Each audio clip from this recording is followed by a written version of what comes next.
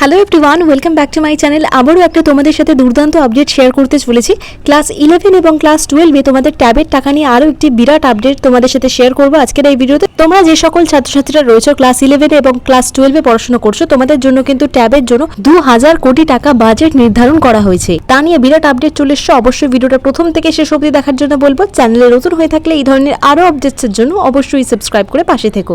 School এবং ছাত্রছাত্রীদের জন্য রাজ্য সরকারের একটি উদ্যোগ হলো তোমাদের এই তরুণের স্বপ্ন প্রকল্প।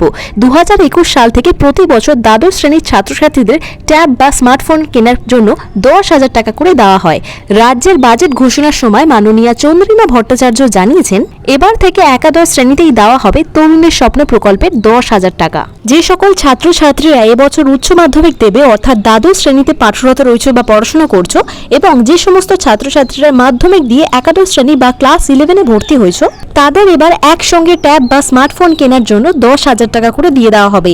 এবারে একাদশ এবং দ্বাদশ শ্রেণীতে পড়ুয়াদের সুষ্ঠুভাবে ট্যাবের টাকা তুলে দেওয়ার জন্য তোমাদের 26 দফা গাইডলাইন প্রকাশ করা হয়েছে স্কুল শিক্ষা দপ্তরের পক্ষ থেকে। বিগত বছরগুলিতে বিভিন্ন ত্রুটি বিচ্যুতির কারণে অনেক ছাত্রছাত্রীদের টাকা পেতে অনেক রকম সমস্যা হয়েছিল। তাই এবারে যাতে সেই ধরনের কোনো রকম সমস্যা না হয়, সেই জন্য রাজ্যের শিক্ষা দপ্তরের তরফ থেকে গাইডলাইনও প্রকাশ করা হয়েছে এবং রাজ্যের স্কুলগুলিতে করার নির্দেশও দেওয়া হয়েছে। তাহলে তোমরা তোমাদের এই ট্যাবের টাকা কবে পেতে পারো? যেহেতু এবছর 2024 সালে একাদশ এবং দ্বাদশ শ্রেণীর ছাত্রছাত্রীদের একসঙ্গে তরুণের স্বপ্ন প্রকল্পের টাকা দেওয়া হবে, সেক্ষেত্রে দ্বাদশ শ্রেণীর ছাত্রছাত্রীদের কাছ থেকে তাদের আধার কার্ড এবং ব্যাংকের ডিটেলস সমস্ত কিছু বেশিরভাগ স্কুলে ভর্তির সময় সংগ্রহ করা হয়ে গেছে। কিন্তু এখনো পর্যন্ত ক্লাস 11 বা একাদশ শ্রেণীর ছাত্রছাত্রীদের কাছ থেকে তাদের সম্পূর্ণ ডকুমেন্টস সমস্ত স্কুলে সম্পূর্ণভাবে কিন্তু সাবমিট হয়নি।